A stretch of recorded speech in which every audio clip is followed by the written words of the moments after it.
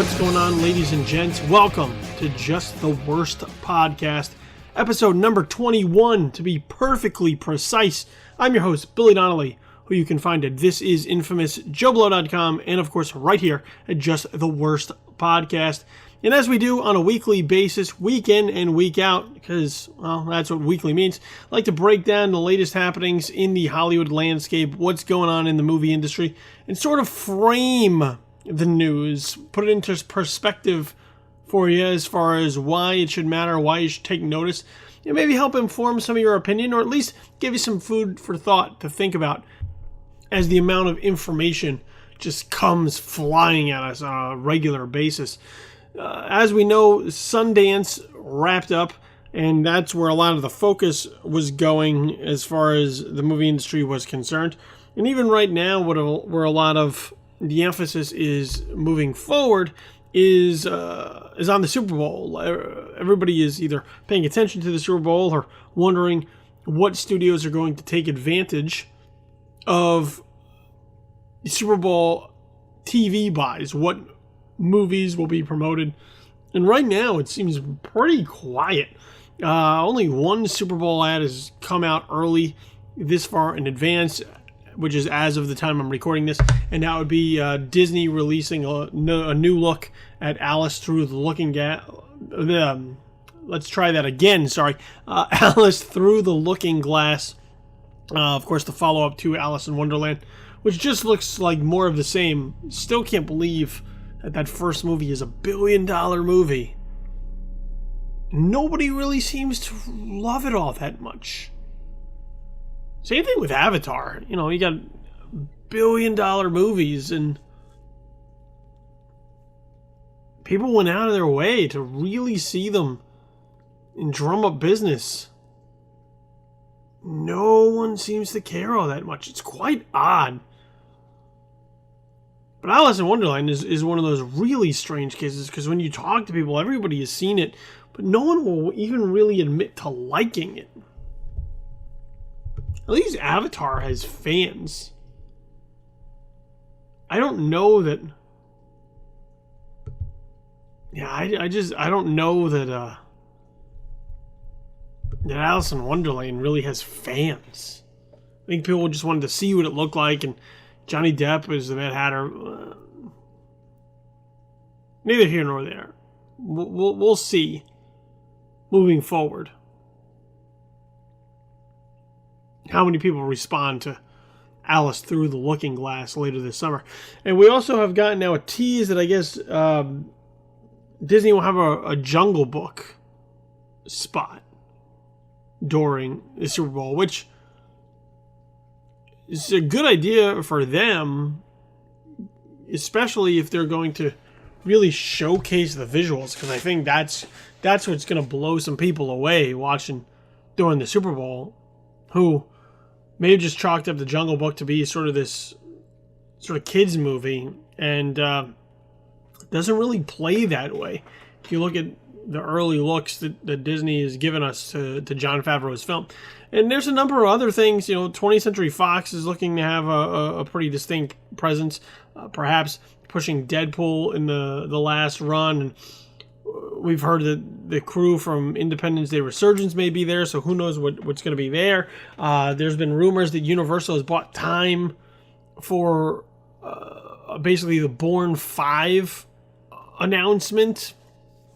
So the Super Bowl is always a big deal as far as, you know, movie studios promoting their big fair. It's, you know, the Super Bowl is a huge audience every single year. So even if you're spending what is now an exorbitant amount of money on a 30-second ad, you may see that pay dividends for you down the line, as during the Super Bowl, what you have is a chance to really cut through some of the other noise, a chance to stand out, to show something that will stick with people for weeks and months down the road, so that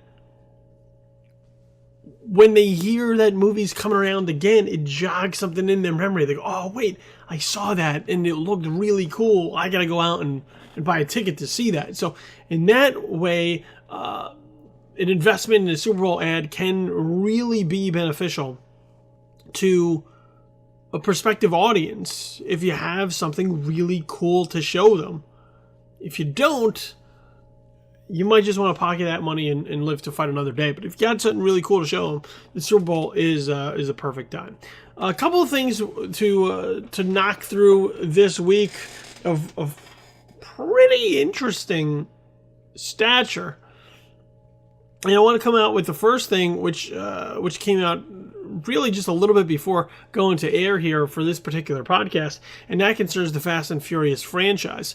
Vin Diesel is really the driving force and the spokesperson for the Fast and Furious, or Fast/Furious, or FF, whatever you want to call this series, considering they can't seem to stick to one naming device.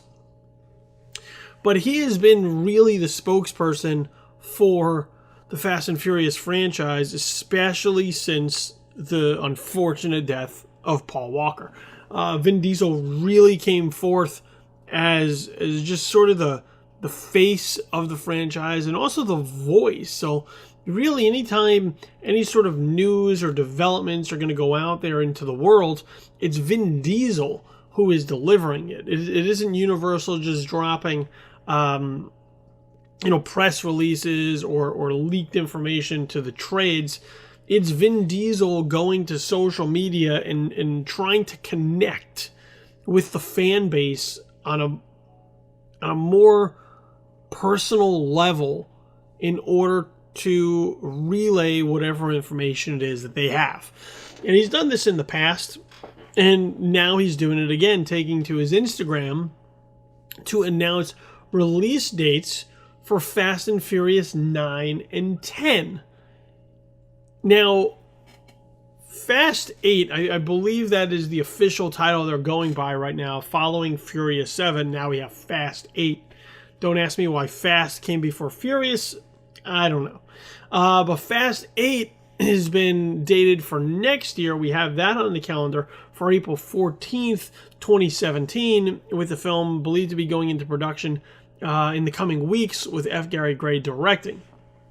And the idea has been that they would move forward basically with one final trilogy to sort of cap off the Fast and Furious family dynamic. Following once again, the death of Paul Walker, the idea was that there were 3 more movies for them to tell. The Universal really wanted to get them to 10. That was like the magic number, was 10. Let's get them to 10. And then sort of wrap it there.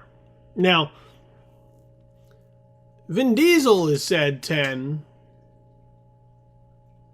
but if these movies keep making money, and granted, Vin Diesel wants to try and do some other things, but I don't know that Vin Diesel is going to walk away from the Fast and Furious franchise after 10 movies if they're still going strong. Let's not forget that the Fast and Furious franchise really only kicked up to this new level starting with Fast 5. Well, I guess Fast 5, I guess Fast did come before Furious in that way, Fast 5. But Fast 5 was what really took this series to another level. Before that, the Fast and Furious films 1 through 4, the Fast and Furious, 2 Fast and Furious, and then Fast and Furious Tokyo Drift, they were just, remember, these were street racing movies. These are movies that did well, had sort of a hardcore following, and just didn't really try to do too much with the formula. Fast 5 moved away from that street racing element, which had just become stale and move more into these heist sort of pictures, really playing up the ensemble. Once again, the family dynamic was a key component of what was working well for those movies going forward. And it hasn't, once Fast 5 hit, now we're in new ground. So Fast 5, what is it? Fast and Furious 6? Is that what it's? And then Furious 7? I see, once again, the names. I can't keep these things straight. But either way, those three movies made Fast and Furious a global phenomenon rather than just sort of for a street racing sort of car fanatic niche. So the idea to kind of stop with 10, that really only means you really got going in 5. And look, I'm not going to say that... I'm surprised, okay? I've said this before. No one could possibly look at the Fast and Furious franchise as it started as basically just sort of a Point Break redo of sorts. Taking Point Break and putting it in the world of street racing. No one would say, starting with that film, hey, I think this franchise has so much gas in the tank that we'll still be talking about it after 10 installments. No one could say that. No one. No one. No one at all. But here we are, talking about getting to 10 movies. So I don't know that they're necessarily going to stop. What I do know is that with 8, 9, and 10, they're looking to sort of connect them into a trilogy of sorts. Some sort of arc. A mini trilogy within the overall franchise. So today what happened was Vin Diesel goes onto his Instagram and dates the other 2 films in the franchise.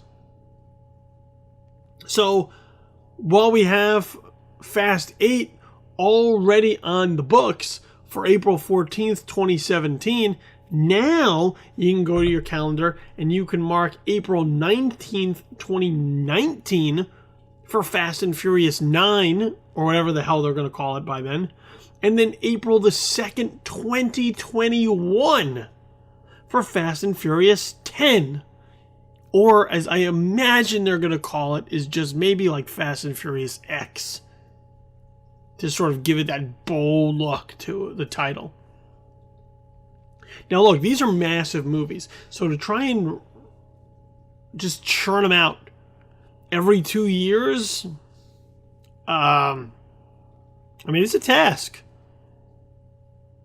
These are big movies. It's a task for them to be able to do that. And I wish them well on it. I like these movies now. Look, I like the first one. Okay, the first one is just kind of dumb fun. I really like it, though. I'm a big Point Break fan. So to have me say that I like the Fast and the Furious should really come as no surprise. The other one's kind of dumb. Tokyo Drift is probably the best of the early ones. But once you got into 5, like, I'm on board. After Fast 5, I'm in it. I'm in the Fast and Furious movies. I really enjoy them. I think they're the best action franchise going today. And it's a real credit to how they were willing to adapt and not just keep trying to do the same thing. But in the thing that struck me with Vin Diesel's announcement wasn't so much the idea of we're going to get a new Fast and Furious film every 2 years, or so much that we are getting to 10 Fast and Furious films. That I'm all on board with. What really struck me, though, about the announcement is how we now approach franchises and series. Because right now, we are in the beginning of 2016. 2016 is like a virgin still. And yet, here I am today, in February, talking about films, the latter of which we will not see for 5 more years. Just let that sink into your head. Because it's pretty absurd. It's pretty absurd that that's the way that we now approach franchises, which is that a studio comes out and says, we're going to make these next few movies and we're going to date them, but they're not going to come out for a while. And look, Marvel does that. Marvel dates films all the way through 2019. I think DC and Warner Brothers has their films dated all the way out to 2020. But the fact that the studios and a franchise can say, well, we definitely have 3 movies left in us, is sort of ridiculous. And we accept it. We don't call it out on their bullshit and say, why don't you just worry about the first one? See, that's what we used to do. What we used to do is a movie would happen. Bang! Movie happens. And we'd watch it. And you either liked it or you didn't like it. Maybe you thought it was okay. You either paid for it to go see it, or you just didn't go see it. And if the movie was successful enough, the studios would look at it and say, let's go make another one. And they would. And then the process would repeat again. And this is the same process for a lot of different sequels and franchises and series. They went one at a time. And after that one, sometimes they did and sometimes they didn't. They said, well, is there another opportunity? Is there an opportunity to do another one? Now, that could mean, is there an opportunity to make money doing another one? Or even, is there an opportunity to tell more story? Is there something there? Look, there are plenty of sequels that there really is no story there. They just kind of did the same thing over again, slapped a new title on it, usually with a 2 or a 3 on it, and put it out there, knowing that you were going to go see it because you liked the first one, and they could just cash in. Those films exist, so we're not going to pretend that they don't. They do. But there are other ones where people, the creative minds involved, looked at it and said, I think there's something more here. I think we could tell more story. That's not really the approach that's being taken right now. The approach that's being taken right now is, let's just announce a bunch of them.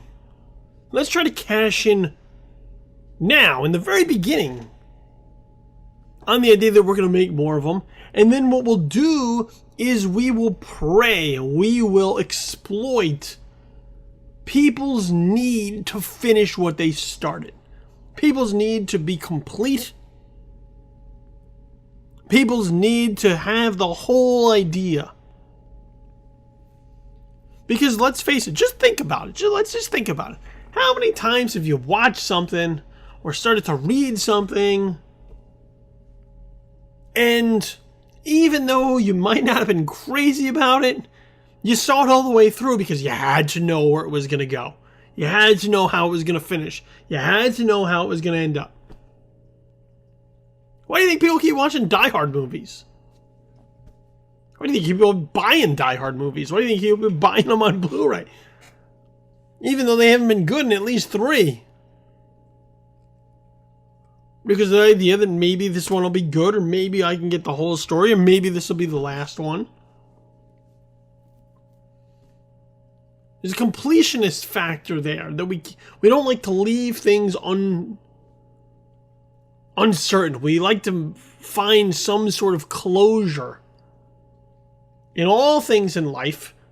And that's what this is. This is capitalizing on our need for closure. You can't go and watch Fast and Furious 8 and then give up. I mean, you could. It takes a strong-willed person to give up, to just say, I'm out. I didn't like that one.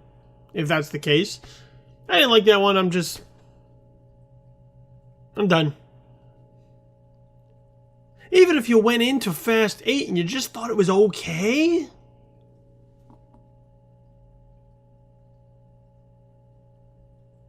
even if you just thought it was okay, you're still coming back for 9 and 10. Why? Because they're there, and you've already seen 1, 2, 3, 4, 5, 6, and 7, and now 8. So how could you stop? You've come this far. And that's what they do here. You know, it's easy if it's like right out of the gate, right to start. And you could just say, nah, I'm not into it. And that's it. You walk away from it. And that's it. That's all there is. But beyond that, when you're already so deep in and they just keep stacking and piling it up, it is very tough for people to just say, no, I'm it. That's it. I'm done. And walk away. So while I like the Fast and Furious series, while I really enjoy this franchise, I find it incredibly discouraging that this is now the new norm. That we just have studios say, we're going to make 4 more over the next 5 years, 6 years, 7 years, whatever. And you're going to go see them. As opposed to just focusing on one. Making that film a good film. Now everything has to be, there has to be connective tissue. They all just have to feel like TV shows in a number of ways. With tie-ins and crossovers and connective tissue and ways for one to lead into another and cliffhangers. And the films don't stand alone as well as they used to anymore.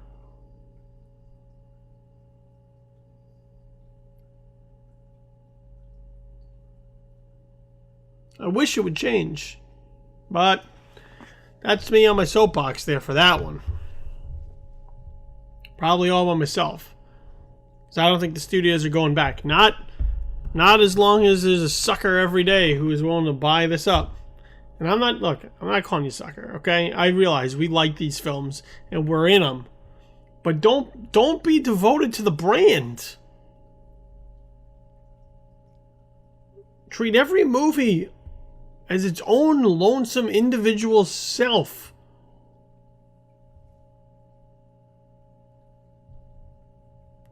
All by itself, as an individual film. And if you like it, then go see the next one. If you don't like it, don't be so quick to rush in as some sort of anomaly. And forgive it. Sometimes you gotta hold the feet to the fire. That's how quality happens. Alright, let's do something new here.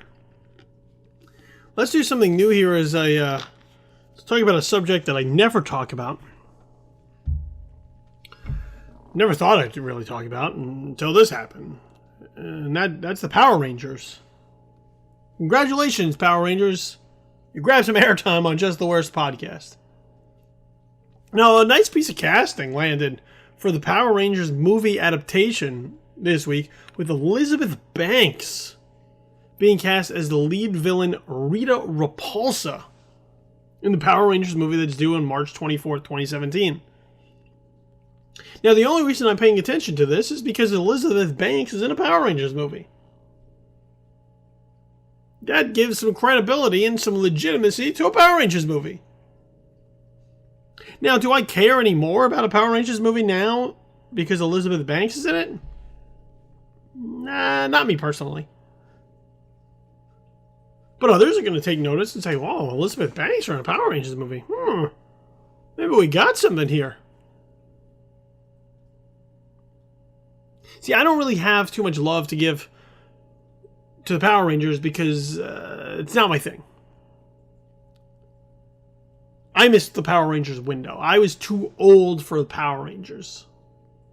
So when the Power Rangers hit, I just didn't give a shit. Now, granted, while everyone was... Well, everyone... I won't say everyone. While a certain fan base was going crazy over the Power Rangers, I at least gave him a glimpse, took a peek to see what the big deal is. What the hell are these things? And when I saw what they looked like and what they were doing, I quickly checked out. I just couldn't get into it. I mean, it all looks so cheesy. It looks like shit covered in cheese. That's the Power Rangers. And I sat down and I asked some people, what are Power Rangers about? What's the deal? And basically the way it was explained to me was similar to Voltron, which is what I grew up with. So hearing this similarity that just didn't sound as good, I just quickly checked out. Now granted, there are some people who are really into the Power Rangers. And like I said, when I asked them what the Power Rangers was about, they kept going. They just wanted to tell me everything they possibly could, just unload their Power Rangers knowledge upon me. It really only took about 45 seconds for me to just beg them to stop. Just you can stop right there. I don't need to hear anymore. And I felt a little bit bad for cutting off their passion. But I just didn't care. It's like when you go in to look at a car and the salesman is really going into his spiel on this car that you're just not interested in. Why let him go through that?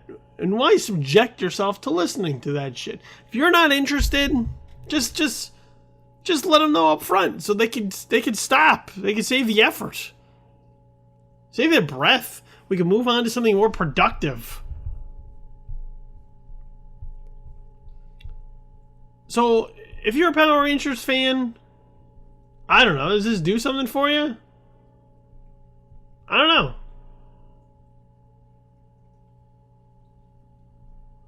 I don't know if this is right up your alley, or if you're gonna be one of those ridiculous fanboys who are holding out that everything is exactly the same as it was before. Well, if that was the case, then they would have made a giant Power Rangers movie. I think they did make a Power Rangers movie, but they would have made one on this level, this scope, and this amount of money and resources going into it before. They're trying to take the Power Rangers right now and make them mainstream. Make them a big deal. A franchise that they can go and announce the next 5 installments of over the next 10 years for. That's what they want to do with the Power Rangers. Is Elizabeth Banks going to help them get there? I don't know. I think maybe an uptick in quality should really be the first priority on the list to try and achieve. But as someone who's not a fan of Power Rangers, somebody who sort of looks at the Power Rangers with confusion, I would at least say Elizabeth Banks being added to your cast for your big screen adaptation, it's positive. Step in the right direction. Look, I'm talking about Power Rangers right now. Elizabeth Banks did that for you. Case closed. Alright, let's shift to one of the other franchises, since that's just seems to be where we're going all the time. Just seems to be where we find ourselves with the Hollywood landscape dominated by franchises. So let's head back to the Marvel Cinematic Universe. Some rumors circulating. So here, look, I'm going to head into some spoiler territory. If you don't want to hear it, you might want to check out just for a little bit. Come back, maybe in like 10 minutes. You can just fast forward. But in the meantime, I want to talk about some spoilers dealing with the Marvel Cinematic Universe, and particularly the future of the Hulk. So if you don't want to know when or where the Hulk may show up next, here's your time. Skip ahead. I'll catch you on the other side. All right, are they gone? All right, cool. So here's what we're here's what is circulating. Here's what we're hearing. And this comes, this is a rumor that we're hearing right now. This comes from Geek.com, who is sort of new to the scoop game, but seems to be sort of landing some pretty heavy blows left and right. But by their sources, the idea is that the Hulk will next show up in the third Thor chapter, Thor Ragnarok. Now, once again, spoiler warning, spoiler alert, you've been warned, here we go. The idea is that Cate Blanchett will be one of the film's villains, playing Hela, who will be teaming up with Tom Hiddleston's Loki to sort of take over Asgard. As we know, Loki had been posing as Odin at the end of Thor: The Dark World, and is sort of in power but yet in disguise, and what will happen is they will sort of team up to take over Asgard. Now, of course, Thor will try to rise up to stop this action from taking place, and he will be sort of excommunicated, sort of sent out, cast out once again, deep into space, where he will land on this alien planet. And on this alien planet, he will be thrown in the gladiatorial realm, sans the hammer. So Mjolnir will be elsewhere at this point, I believe. And Thor is forced to sort of continue to fight and compete in order to survive and position himself to possibly escape captivity, get a hold of whatever it is that he's going to need to get a hold of in order to defeat Hela and Loki, and get back to Asgard to finish the job. Now, how does the Hulk factor into this? Well, the idea being scooped by Geek.com is that the current champion on this alien planet is none other than the Hulk. Now, how does the Hulk get there? I don't know. Last time we saw the Hulk was at the end of Avengers Age of Ultron, just sort of sitting alone in a Quinjet, cutting off all communication with his Avengers compadres, including Black Widow, who he fears he is going to put in danger as he can't fully continue to control his hulkiness. So does the Hulk somehow get himself out into space? I don't know. But the idea now is that we may be seeing some semblance of the popular Planet Hulk story arc being weaved into Thor Ragnarok. Now, I know people keep asking, well, how come we don't have a solo Hulk movie again? How come we can't have a Planet Hulk movie? How come we can't have a World War Hulk movie? It's complicated. Now, my understanding is that Universal, while they have allowed Marvel to reintegrate the Hulk into their cinematic universe and control a number of rights regarding the Hulk, Universal maintains some degree of distribution rights for a solo Hulk film. So while the Hulk can be a key element or a major part of other Marvel Studios films, if the Hulk has his own solo picture, then Marvel has to share in that money, in that profit, with Universal Pictures. And that's something they do not want to do. They're perfectly content with telling half Hulk stories at this point and integrating them into the films that they already have. So, are you going to get a full-blown Planet Hulk film? I don't think you're going to get that at this point.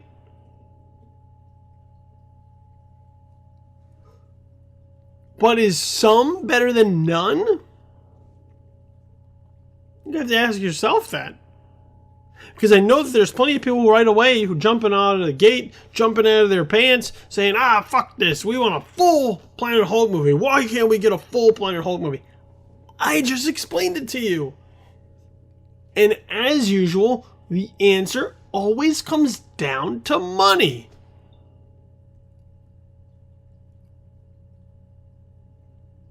So while the Hulk can have an arc, you're not going to get it in Hulk movies. You're going to get it in Thor. You might get some in Doctor Strange or Black Panther. You're going to get them scattered throughout.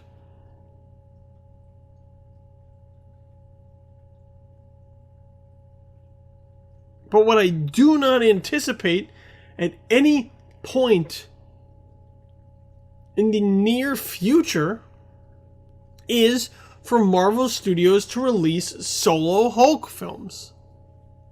So you take it or leave it.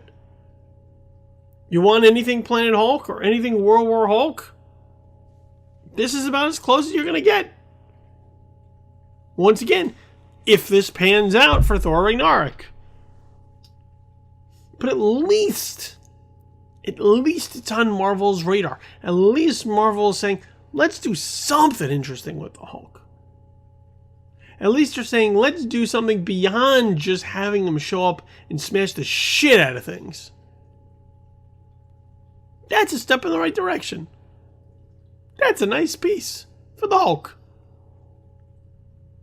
Because how much can they really do with Bruce Banner again fighting the internal conflict and trying to control the Hulk? At some point, just gotta let the Hulk out. And Thor Ragnarok might be the opportunity for that to happen moving forward.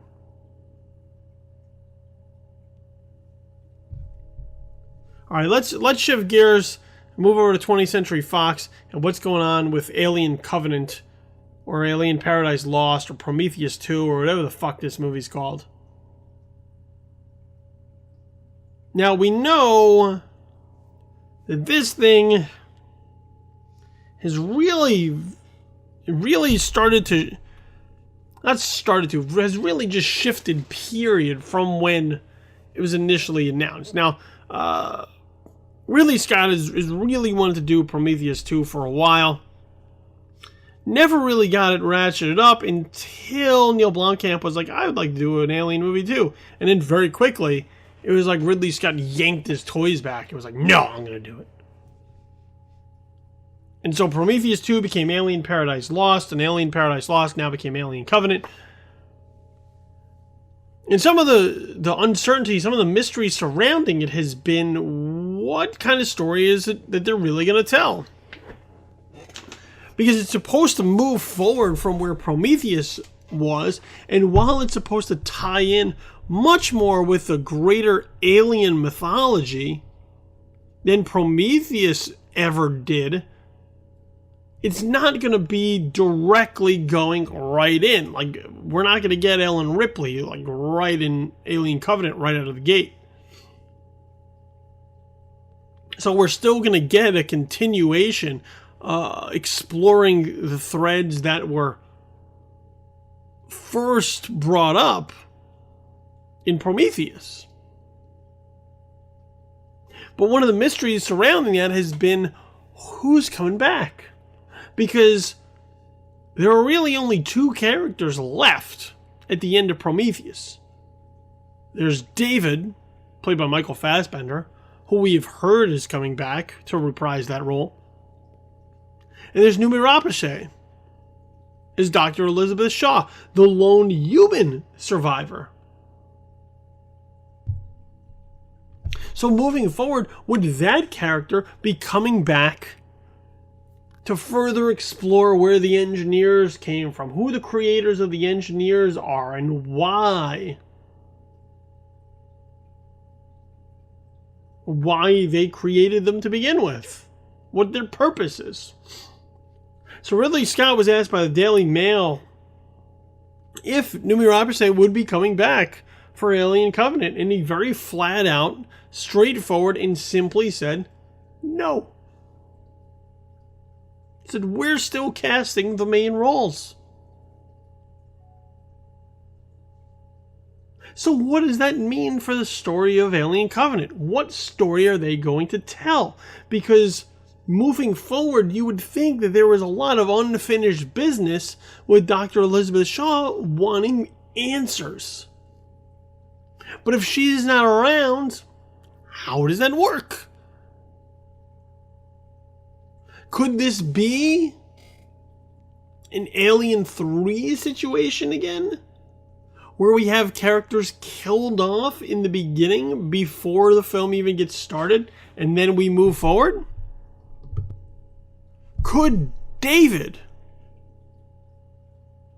sort of have the answers as to her whereabouts or her fate? And that exposition at some point, that revelation, will sort of speak to the nefarious nature of this planet that we'll now be visiting for Alien Covenant. There's a new crew that's supposed to be there. Catherine Waterston is involved at some point. Is she going to be part of that crew? I don't know. Once again, don't know. But what we do know is that new crew is going to go somewhere, and bad shit is going to happen to them. And xenomorphs may be involved. And we'll get a better understanding, I think. I don't know that it's going to clarify a lot of the unanswered or stupid questions that Prometheus brought up. But hopefully, it will at least move that story forward with Alien Covenant and the other films that Ridley Scott supposedly wants to continue to tell here.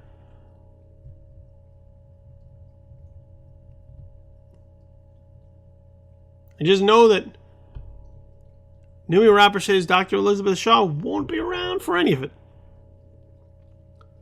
I don't necessarily know that that's a shame, considering that character didn't do a whole hell of a lot for me in a film that didn't do a whole hell of a lot for me. And maybe it's just best to make a clean break from Prometheus, even though Fassbender is still around. I guess we'll find out, though, in October of 2017, when we get Alien Covenant. But Noomi Rapace will be nowhere near that picture. All right, one final thing to bring to your awareness. It appears that we have a date for the home release of Star Wars The Force Awakens. A Blu-ray street date that I believe leaked via Amazon, and that Walt Disney Pictures and Lucasfilm have been working their asses off to try and backtrack on. Reaching out to a number of outlets and asking them to please hold it back.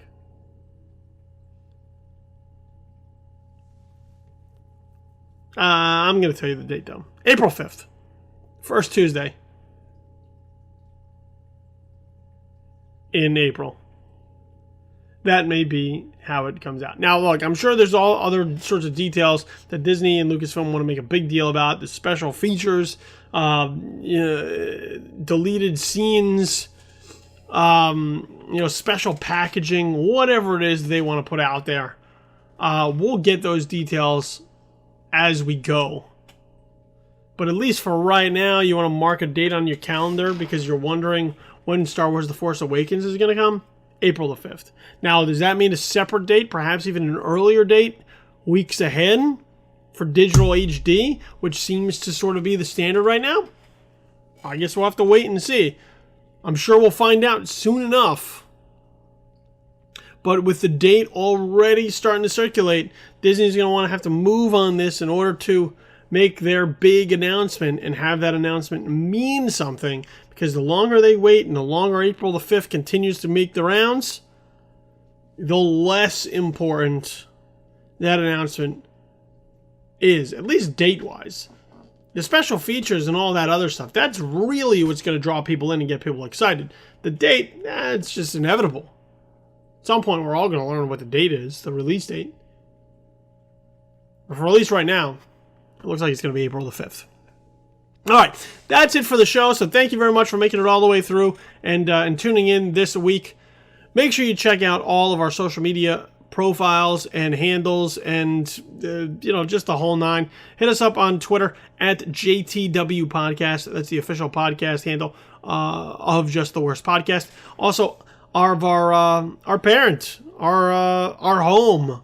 That's This Is Infamous. Well, more details on that whole collaboration there, but follow that up at Tis Infamous, TIS Infamous, and you can follow me on Twitter as well at Infamous Kid for all of my various streams of babble and just nonsense that comes pouring out of my head. Over on Facebook, facebook.com/justtheworstpodcast, facebook.com/Tis Infamous, and facebook.com/Billy the Kid.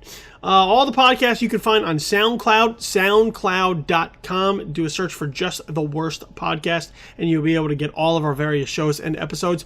Also, all the shows are going to be now up on YouTube. So if YouTube is the way that you like to watch and listen to things, granted, you're not going to be able to see much. It's not going to be me talking, but you'll be able to grab the shows off of YouTube. So youtube.com, do a search for This Is Infamous, the This Is Infamous profile and page and channel. That is who will be carrying all of those podcasts. So make sure that you check out This Is Infamous on YouTube for all of those podcasts.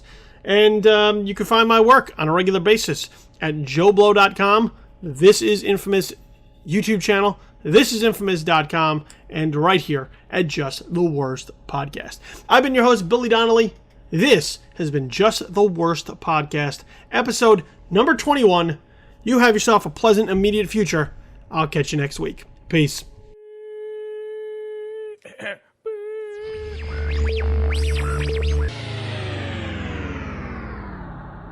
Just the Worst Podcast, episode number 1, has been a presentation of Just the Worst Podcast Media.